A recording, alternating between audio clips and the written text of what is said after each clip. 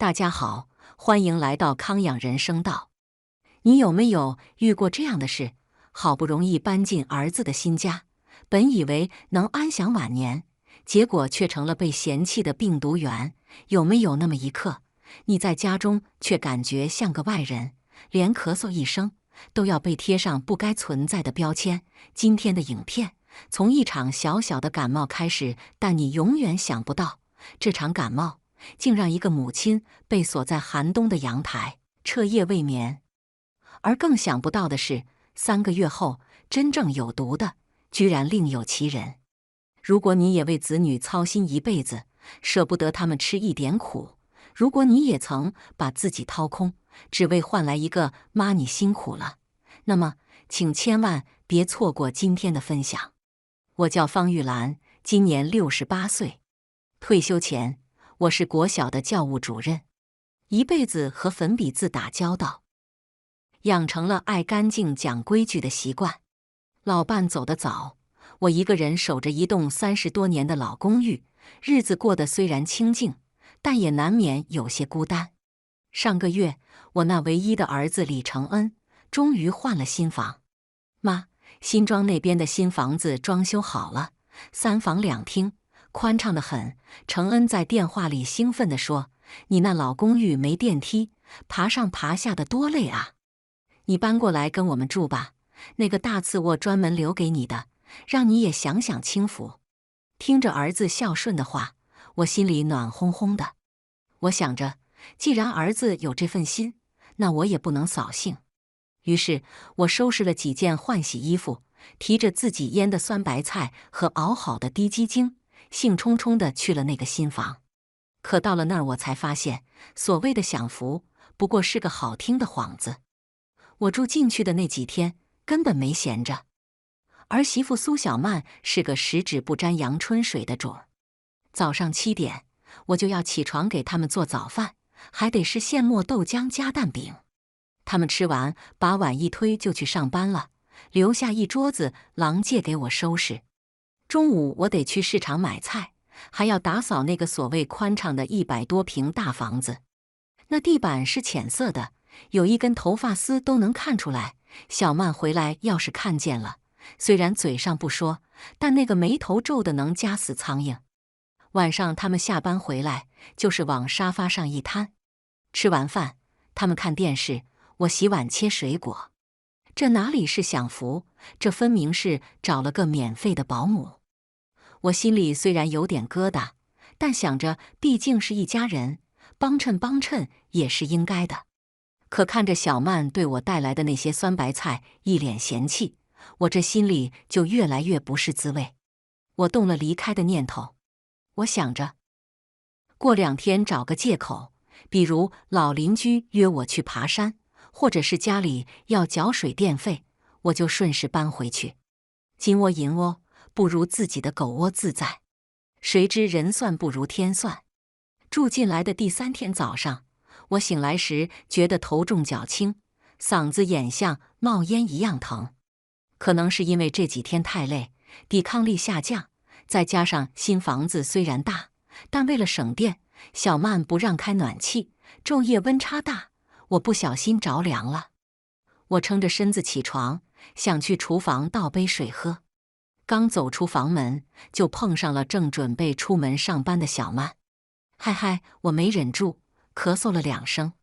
小曼正对着镜子涂口红，听到我的咳嗽声，手一抖，口红差点画歪了。她猛地转过头，那眼神不像是在看婆婆，倒像是在看什么洪水猛兽。妈，你感冒了？她的声音瞬间拔高了8度。有点不舒服，可能是昨晚着凉了。我哑着嗓子说，不过没事，我吃点药，什么没事啊？小曼如临大敌，立刻从包里掏出一个口罩戴上，还后退了2步，跟我拉开距离。妈，现在流感多严重，你不知道吗？万一传染给我们怎么办？我和承恩还在备孕呢，这时候生病很麻烦的。承恩这时候也从房间里出来了，一边系领带一边问：“怎么了？大清早的吵什么？你妈感冒了。”小曼指着我，仿佛我犯了什么滔天大罪。我就说老年人抵抗力差，容易带病菌。这下好了，家里全是病毒。承恩看了我一眼，眉头也皱了起来。妈，你怎么这么不小心啊？身体不舒服怎么不早说？我张了张嘴，想解释，却又是一阵剧烈的咳嗽。哎呀，行了行了，别说了。飞沫都喷出来了。小曼嫌恶地挥了挥手：“承恩，你快把那瓶酒精拿来，到处喷喷。还有，妈，这几天你就别出房间了，饭我们会给你端进去，放在门口，你自己拿进去吃，千万别出来晃悠，把病毒散得到处都是。”隔离，我愣住了，我是你妈，不是瘟神。妈，小曼也是为了大家好。承恩拿着酒精喷雾走过来，对着空气一顿狂喷，那种刺鼻的味道呛得我更想咳了。你就听他的，在房间里多休息几天，等病好了再出来。说完，他把次卧的门一推：“快进去吧，别把客厅污染了。”门在我面前砰的一声关上了。我站在门后，听着外面两人急匆匆出门的脚步声，还有小曼抱怨的声音，真是倒霉，刚搬新家就生病。晦气死了！我看着这个装修豪华却冷冰冰的房间，心像被泡在冰水里一样。这就是我那个说要接我来享福的儿子，这就是那个嫌弃我带病毒的儿媳妇。我本来想今天就走的，但现在浑身无力，头晕得厉害。我想，那就再忍2天吧，等稍微好一点，有了力气，我就回家。这地方，我是一刻也待不下去了。但我万万没想到，我的这点隐忍，换来的不是他们的理解，而是变本加厉的羞辱。接下来的2天，我真的就像个犯人一样，被关在这个不到3平大的次卧里。1日3餐，承恩会端过来放在门口，敲敲门就走，连句趁热吃都没有。那饭菜也是随便对付的，有时候是剩下的外卖，有时候是冷掉的馒头。我虽然心寒，但身体实在是不争气，发烧反反复复，咳嗽也越来越重。我想着养好精神再走，免得路上晕倒，给别人添麻烦。到了第5天晚上，冷空气南下，气温骤降。我躺在床上，嗓子痒得像有1000万只蚂蚁在爬。我拼命压抑着，不想吵到隔壁主卧的他们，但生理反应哪是能控制得住的？嗨嗨，可嗨嗨！一阵剧烈的咳嗽声在寂静的夜里显得格外刺耳。没过2分钟，我就听到了隔壁主卧开门的声音，紧接着是急促的拖鞋声。砰的一声，我的房门被猛地推开了。借着客厅透进来的光，我看到小曼站在门口，披头散发，脸上贴着面膜，眼神里满是怒火。“你有完没完啊？”她尖叫道，“大半夜的咳什么咳？你是想把肺咳出来吗？不知道我明天还要早起开会吗？吵死了！”承恩也跟在后面，一脸的没睡醒和不耐烦。“妈，你就不能忍一忍吗？喝点水压一压啊！”我控制不住，我艰难地坐起来，因为咳嗽，脸涨得通红。“对不起，吵到你们了。对不起有什么用？”小曼一把扯下面膜，扔在地上。“这日子没法过了，家里有个传染源就算了，还制造噪音。承恩，你想想办法，不然我今晚去住酒店。”承恩一听老婆要走，立马慌了。“别，老婆你消消气。”他转过头看着我，眼神闪烁了一下，似乎在做一个艰难的决定。“妈，那个房间里空气不流通，细菌多，你才咳得厉害。”承恩指了指房间外面，“要不你去阳台透透气，那里空气好，或许就不咳了。”阳台，我不可置信地看着他。现在外面只有10度，还刮着北风。“承恩，外面很冷。”我颤抖着说。“没事的妈，你裹着被子去，就待一会儿，等气顺了再进来。”承恩不敢看我的眼睛，低头去搬我床上的被子。“快点吧！”磨磨蹭蹭的，小曼在旁边催促。“再不出去，这屋子都要被病毒腌入味了。不等我答应，小曼已经连拖带拽地把我扶了起来，手里抱着我的棉被，推着我往阳台走。妈，你就当为了孙子积德吧。她打开落地窗，一股刺骨的寒风瞬间灌了进来，吹得我浑身一哆嗦。去吧。她把我推到了阳台上，把被子往我身上一裹。咔嗒，落地窗关上了，紧接着是反锁的声音。哗啦，厚重的遮光窗帘被拉上了，彻底隔绝了屋里那温暖的灯光，也隔绝了他们夫妻俩的窃窃私语。我站在阳台上，脚下是冰冷的瓷砖，身上裹着那床并不算厚的棉被，风呼呼地吹着，像刀子一样刮在我的脸上。我看着窗帘缝隙里透出来的那一丝微弱的光，眼泪终于忍不住流了下来。这就是我的儿子，为了讨好老婆，为了那所谓的备孕，他亲手把生病的老母亲赶到了寒风凛冽的阳台上。我不再咳嗽了，不是因为空气好了，而是因为心彻底死了。哀莫大于心死，连身体的病痛在这一刻都显得微不足道。我缩在阳台的角落里，看着远处城市里万家灯火。那一夜我没有睡，我看着天上的月亮一点点升起，又一点点落下，看着东方的天空泛起鱼肚白。天亮了，我也该醒了。当第一缕阳光照在阳台上的时候，承恩终于打着哈欠打开了落地窗。妈，气顺了吗？进来吧。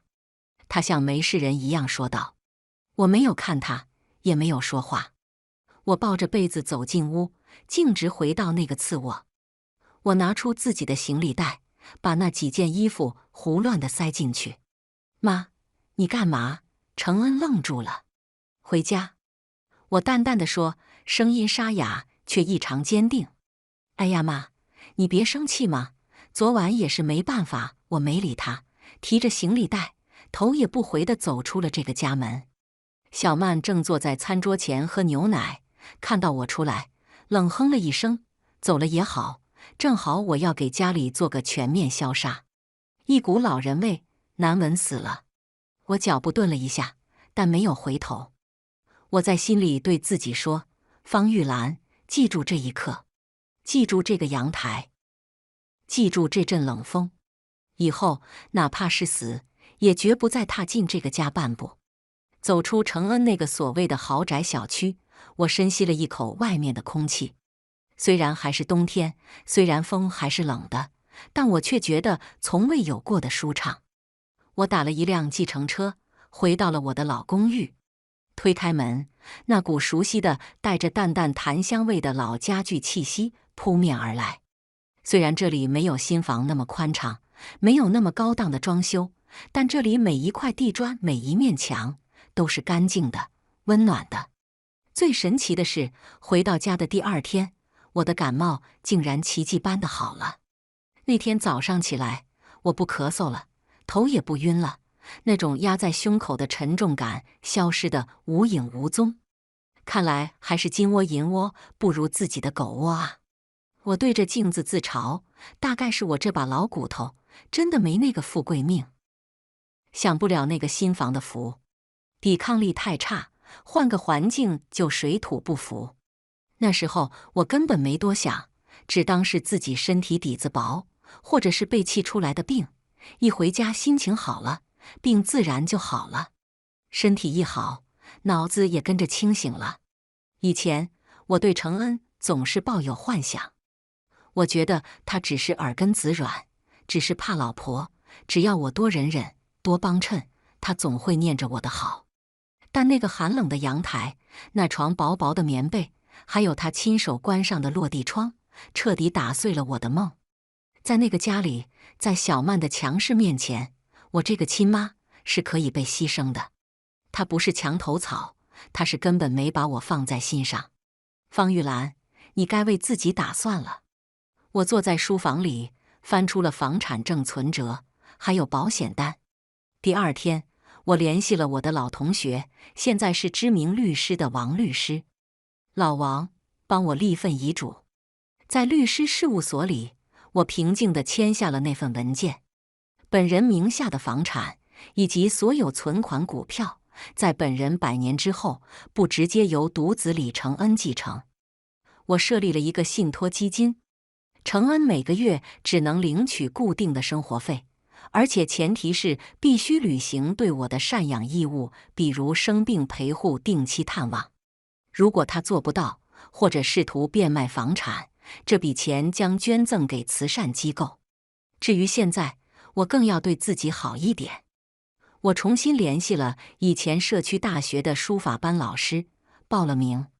每天早上，我去公园打太极拳，下午去练字，晚上和几个老姐妹约着去喝茶聊八卦。玉兰啊，你那个儿子怎么没见他来看你？老姐妹问我。我笑着摆摆手，眼神里没有了以前的落寞，只有坦然。年轻人忙，我也乐得清闲。以前围着他们转，累得半死还不讨好。现在多好，钱在自己手里，命在自己手里，我想干嘛干嘛。看透儿子的孝心后，我不再期待任何。这种久违的自由，让我觉得这68年仿佛白活了，现在才是真正的人生。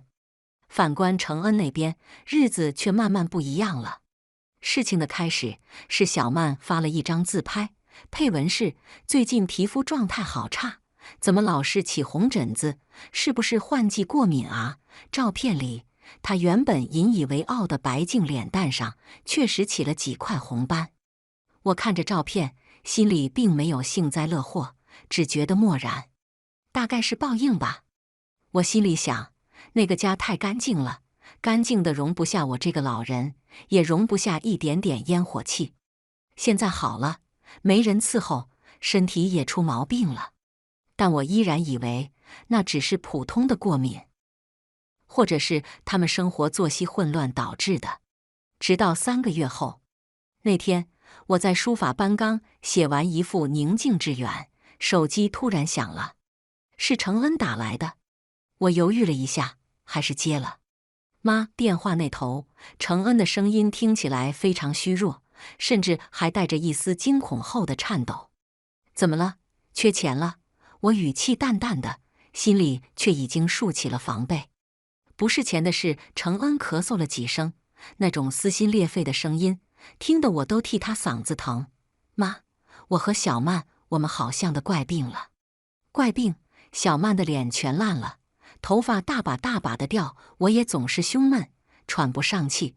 昨天还在公司晕倒了。听到这里，我心里咯噔一下，这症状怎么听着有点耳熟？我想起3个月前，我在他们家住的那几天，也是莫名其妙的头晕咳嗽，浑身无力。可我一回来就好了啊！难道一种可怕的猜想在我脑海里浮现？你们去医院检查了吗？我问。去了，医生说。承恩顿了顿，声音里充满了绝望。医生说，怀疑是环境中毒。那一刻，我突然想起了那个被我逃离的新房，那场迟迟不好的感冒。原来，真正有毒的不是我，是那个家。挂了电话，我并没有去医院看他们。我知道，这可能显得有点冷血，但只要想起那天晚上的冷风，想起承恩关上落地窗时的决绝，我的心就硬得像块石头。我联系了我在荣总医院的老同事，帮他们打听了一下情况。老同事告诉我，承恩和小曼的情况确实不乐观，白细胞异常偏低，肝功能受损，典型的化学中毒症状。老同事在电话里叹气，特别是那个小曼，因为在家待的时间最长，中毒最深。她的脸不仅是红疹，已经开始溃烂了，可能还会留疤。这么严重，我虽然有心理准备，还是吓了一跳。具体是什么原因？甲醛。老同事吐出2个字，而且不仅仅是甲醛，还有苯。他们住的那个新房，我们也派人去测了。主卧的衣柜和地板，甲醛超标了整整5倍，那简直就是个毒气室。原来如此。我回想起那天我刚去的时候，一进门就闻到那股虽然被香薰掩盖，但依然刺鼻的味道。当时我说了一句：“是不是该开窗透气？”小曼却说：“开了窗有灰尘。”他们为了面子，为了所谓的豪宅，结果金玉其外，败絮其中，里面全是劣质的板材，和那些看起来光鲜亮丽却满是胶水的家具。他们把自己关在这个精致的笼子里，还沾沾自喜，以为是在享福。而我，因为那场突如其来的感冒，因为被他们嫌弃带菌，被赶出了那个毒气室，反而捡回了一条命。这就是命吗？不，这是报应。接下来的几天，程恩和小曼的日子过得如同炼狱。医生下了死命令，必须马上搬离那个新房，而且至少1年内不能再住人。他们有家不能毁。那个花了他们所有积蓄、背了几10年房贷买来的豪宅，现在成了烫手的山芋。不仅不能住，甚至连租都租不出去。他们只能去住酒店。可台北的酒店多贵啊！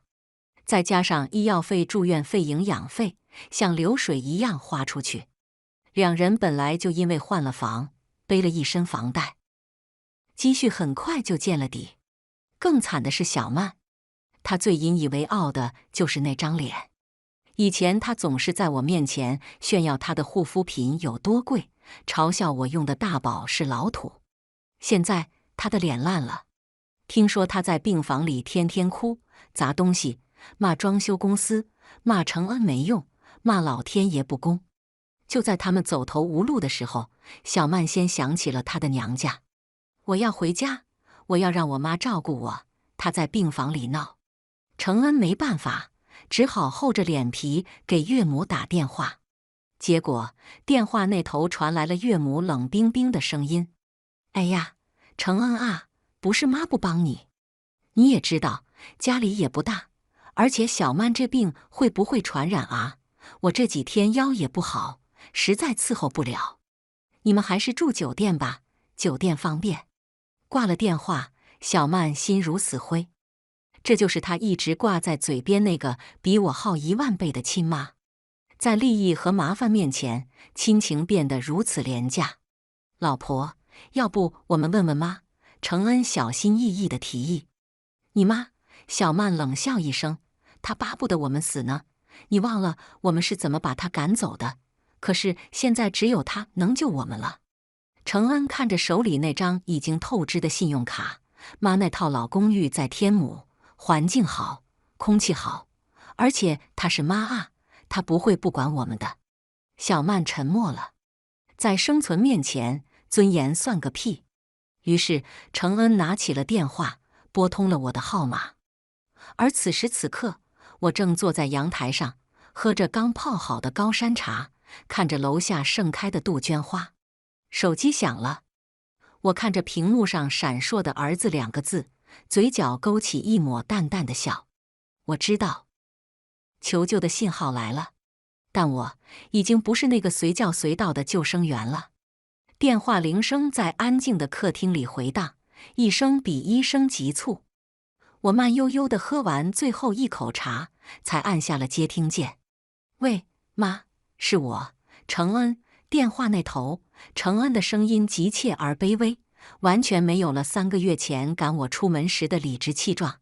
那个妈，你现在在家吗？在啊。我看着窗外的云，在练字呢。怎么，有事，妈？那个我和小曼的情况你也知道了吧？承恩支支吾吾地说，医生说我们那个新房不能住了，必须要搬出来。但是现在外面的酒店太贵了，而且小曼身体不好，需要人照顾。她顿了顿，似乎在酝酿勇气，最后终于把那句话说了出来：“妈，我们想搬回去跟你住一段时间，你看行吗？”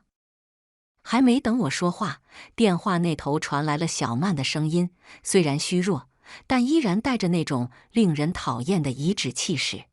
妈，那个次卧你收拾一下，把你那些堆在那里的旧书啊、杂物啊都扔了。我们要放空气清净机，还要买个新的乳胶床垫。我现在的皮肤受不了旧东西。听听，都要讨饭了，还嫌饭碗脏。我拿着手机，忍不住笑了出来。那笑声很轻，但在程恩听来，恐怕比骂他还要刺耳。搬回来，我重复了一遍这3个字，语气里没有愤怒，只有一种看戏般的戏谑。对啊妈，程恩以为我松口了，赶紧顺杆爬。反正你一个人住那么大的房子也空着，我们回去正好陪陪你，一家人团团圆圆多好啊！不好意思，我打断了他，声音骤然变冷。我不欢迎你们。电话那头瞬间死寂。过了好几秒，程恩才不可置信地叫道：“妈，你说什么？我是你亲儿子啊！我们都要流落街头了，你怎么能这么狠心？狠心！”我站起身，走到阳台上，看着当初我回来的方向。程恩，你忘了吗？3个月前也是在这个时候，因为我感冒咳嗽了2声，你们嫌我有病毒，把我关在阳台上吹冷风。那时候你们怎么不说是一家人？怎么不说团团圆圆？那时候你们怕我脏了你们的心房。现在你们满身都是甲醛毒气，却想起我这个老太婆了。妈，那时候是不懂事。程恩还在狡辩。别解释了。我冷冷地说，小曼不是嫌弃我有老人味吗？不是嫌弃我东西旧吗？我这老公寓住了30年了，到处都是霉味老人味。你们这么金贵的身子住进来，万一过敏了怎么办？我可担待不起。可是妈，没有可是。我看着窗外，语气决绝。我的房子虽然旧，但是干净。我不想让那些乌烟瘴气的东西进来，脏了我的地界。你们不是有那个豪宅吗？回去住啊。那是你们自己选的，含着泪也要住下去。妈，你要逼死我们吗？小曼在旁边尖叫起来。我是你儿媳妇，你这是见死不救。我笑了。这30年，我救过你们无数次，但这次我不救了，因为有些人是救不活的，他们的心烂了，神仙也难救。说完，我毫不犹豫地挂断了电话。然后我点开手机设置，把程恩和小曼的号码统统拉进了黑名单。世界终于清静了。我重新坐回书桌前，拿起毛笔，在宣纸上写下8个大字：塞翁失马，焉知非福。如果不被赶出来，也许现在躺在医院里奄奄一息的，就是我这把老骨头了。老天爷是公平的，他让你失去一些东西，是为了保护你；而他让某些人得到一些东西，是为了惩罚他们。那间充满甲醛的豪宅，就是老天爷送给他们最好的礼物。拉黑了他们之后，我以为事情就这么结束了，但我还是低估了人的求生欲，或者说低估了他们的无耻程度。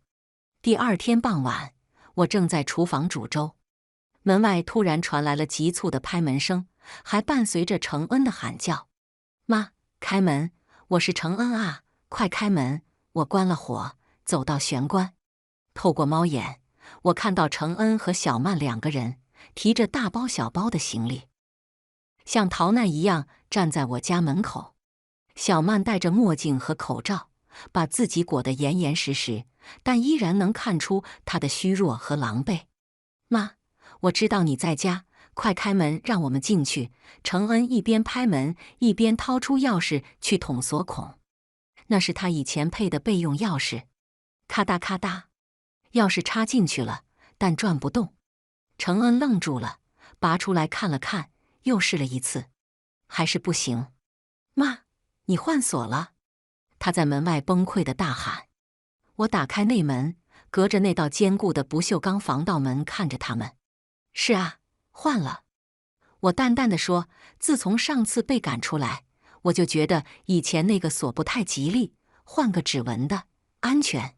妈，你太过分了。小曼摘下口罩，露出那张满是红疹的脸，指着我骂道：“这是你儿子的家，你凭什么不让我们进？你想看着我们在外面病死吗？这是我的家。”我纠正他，房产证上写的是方玉兰，不是李承恩。我不管，今天你要是不开门，我就死在你门口。小曼说着，竟然一屁股坐在地上，开始撒泼打滚。大家都来看啊！恶婆婆要把生病的儿子儿媳赶尽杀绝啊！还有没有天理了？正是下班时间，楼道里来来往往的邻居不少。听到动静，大家都围了过来，指指点点。哎呦，这不是方老师的儿子吗？怎么回事啊？怎么不让进门？听说这两个小的以前对老的不好，看着越聚越多的人，承恩觉得丢脸，想拉小曼起来，但小曼哪里肯，哭得更凶了。我看着这场闹剧，心里只有冷漠。想用舆论逼我就范，我拿出手机，点开了一段录音。那是3个月前，那个寒冷的夜晚，我在阳台上录下的。当时我怕自己要是冻死在外面没人知道，就录了段音，没想到现在派上了用场。录音里，小曼尖锐的声音清晰可辨：“咳什么咳？吵死了！滚去阳台咳，别把病毒带进屋里，脏死了！”还有承恩那句无奈又冷漠的：“妈，你去阳台透透气吧，别把家里弄脏了。”录音一放出来，楼道里瞬间安静了，紧接着是一片哗然。天哪，这是人说的话吗？把自己亲妈赶去阳台吹冷风，这还是冬天啊！活该，这种不孝子，要是我也换锁。舆论的风向瞬间反转。原本还有些同情他们的邻居，现在看他们的眼神都充满了鄙夷。小曼的哭声戛然而止，她惊恐地看着我手中的手机，像是看到了什么怪物。你居然录音，防人之心不可无。我收起手机，尤其是防狼。还不走吗？我看着承恩，再不走，我就不只是放录音了。我不走，这就是我家。小曼还在嘴硬，甚至想伸手去挠防盗门的纱窗。好，不走是吧？我点开手机拨号界面，按下了那个熟悉的号码110。喂，派出所吗？有人私闯民宅，在我家门口寻衅滋事，严重扰民。而且他们身上携带不明传染病源，威胁到整栋楼的安全。麻烦派员警过来处理一下。承恩彻底慌了。妈，你真报警？我是你儿子啊，警察来了你就知道了。不到5分钟，警笛声就在楼下响起了。2名员警跑上楼，看到这一地鸡毛的场面，皱了皱眉。怎么回事？警察同志，他们骚扰我。我指着地上的2人，我不认识他们，请把他们带走。妈，承恩绝望地喊了一声。警察看了看我，又看了看他们，公事公办地说：“既然屋主不欢迎，请你们离开。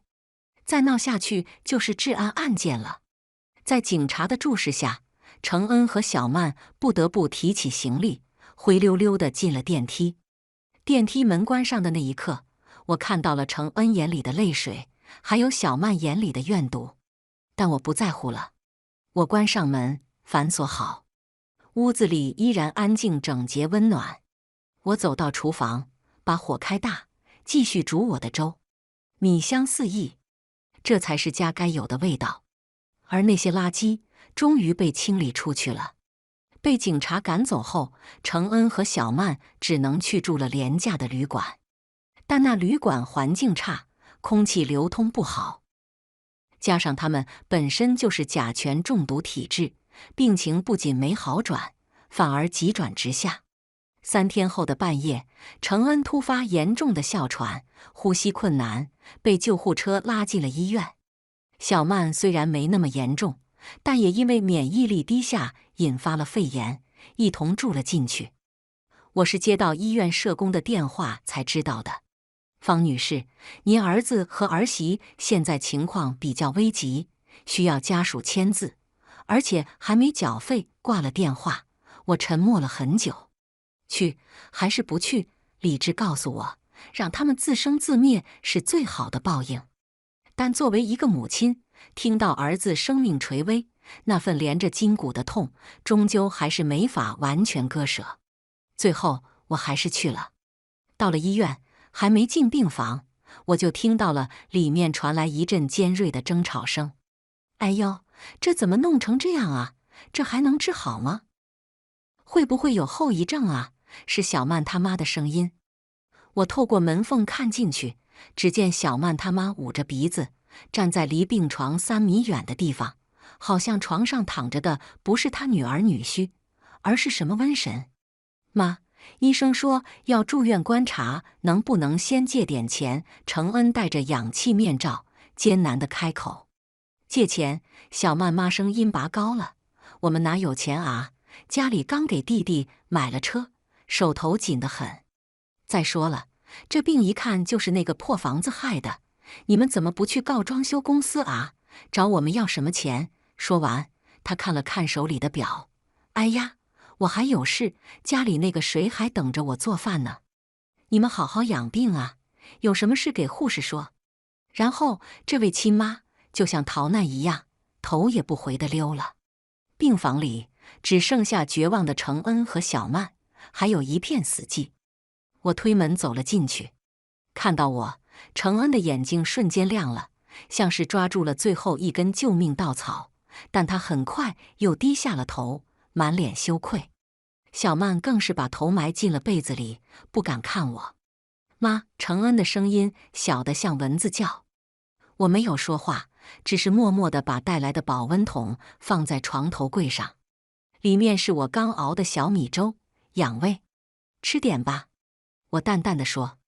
那一刻，程恩这个30多岁的大男人突然崩溃了，眼泪鼻涕一起往下流。妈，我对不起你，我不孝。我叹了口气，终究还是心软了。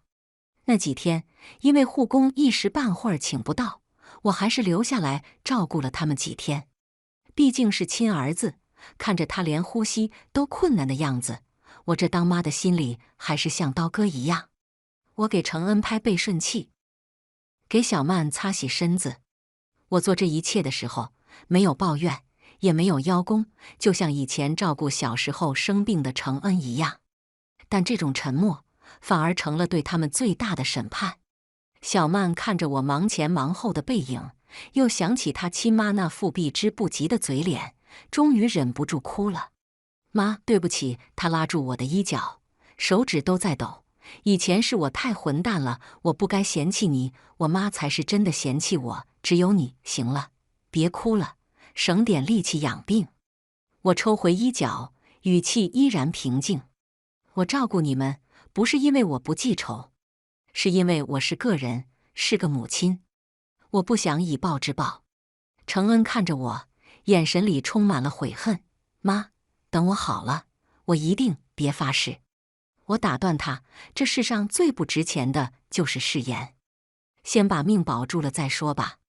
住了3天，护工终于请到了。我结清了所有的费用，把剩下的钱放在桌上。这钱算我借给你们的，以后要还。护工我也安排好了。我看着他们，眼神里没有了以前的溺爱，只有一种看透世事的淡然。妈走了。妈，程恩想挽留，好好养病。我摆摆手，命是你们自己的，日子也是你们自己的，以后该怎么过，你们自己想清楚。走出病房的那一刻，我没有回头，但我知道，这一刻他们应该学会了，在这个世界上，你可以嫌弃旧房子，嫌弃旧衣服，甚至嫌弃旧观念，但永远不要嫌弃那个真心爱你、愿意为你托底的人。因为当你跌入谷底的时候，能接住你的只有那双手。从医院出来后，程恩和小曼面临着前所未有的困境。新房是毒气室，不能住，但每个月4万块的房贷还得照样交。银行可不管你有没有甲醛，他只认钱。他们想把房子卖了，但现在全社区都知道那批装修有问题，根本没人接盘。想租出去，更是没人敢要。房子砸在手里了，他们只能去租房。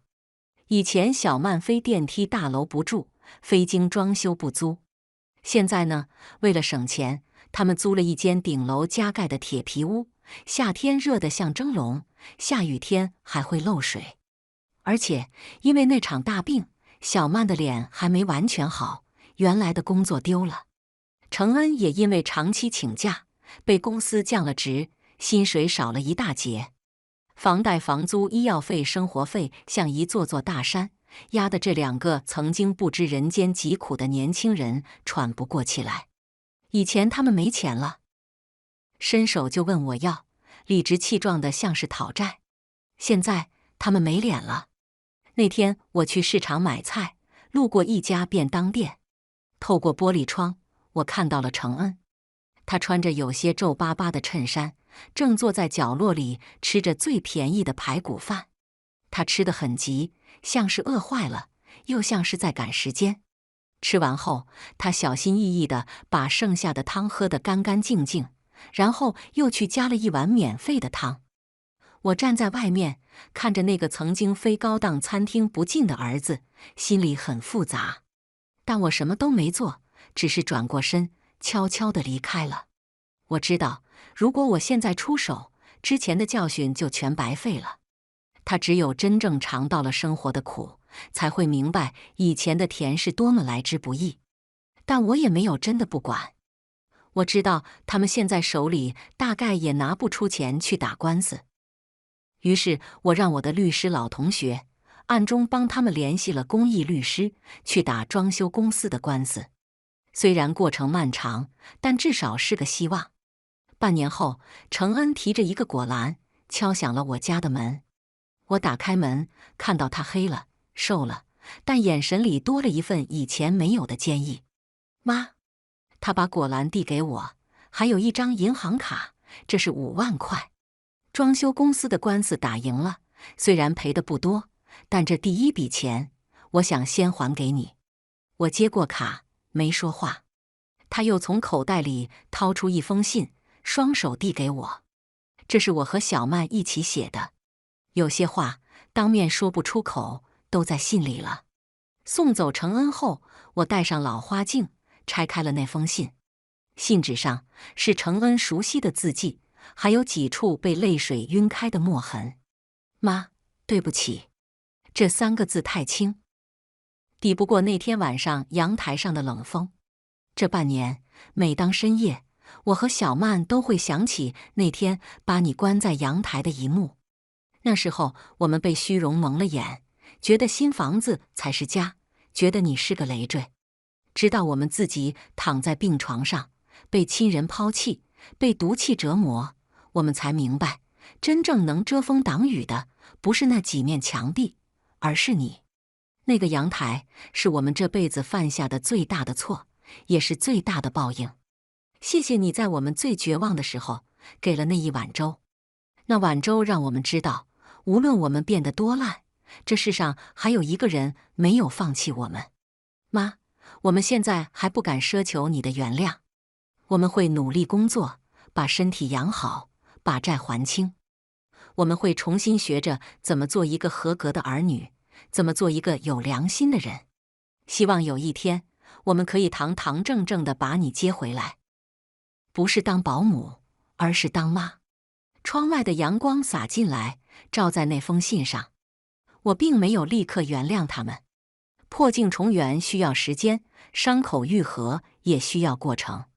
但我知道，那个曾经被宠坏的儿子，那个曾经不可一世的儿媳妇，终于在生活的毒打和我的教育下长大了。我依然过着我的独居生活，练字喝茶，和老姐妹们去爬山。只是现在的我心里多了一份踏实，因为我知道，在不远的地方，有2个曾经迷路的孩子，正在努力地找回家的路。人这一辈子，总要摔几次跤，才知道哪块地是硬的，哪双手是暖的。塞翁失马，焉知非福。那场感冒，那个阳台，虽然冷，但也吹醒了糊涂的人。这就够了。各位朋友，这个案例到这里就暂时告一段落了。我常在想，方玉兰的选择对很多人来说或许太狠心了。面对亲生骨肉的困境，尤其是看到儿子在街边吃廉价便当的那一幕，有多少母亲能忍住不伸手去帮一把？又有多少人能像他一样，把爱变成一种带着痛感的教育？但如果他当初没有转身离开，如果他像以前一样无底线的包容，程恩和小曼真的能学会成长吗？那个充满甲醛的心房，也许至今还是他们虚荣的牢笼；那个寒冷的阳台，也许会成为方玉兰晚年挥之不去的噩梦。所以，我很想听听你们的看法。如果你是方玉兰，在儿子走投无路求救时，你会选择心软收留，还是像他一样狠心拒绝，逼着孩子去面对现实？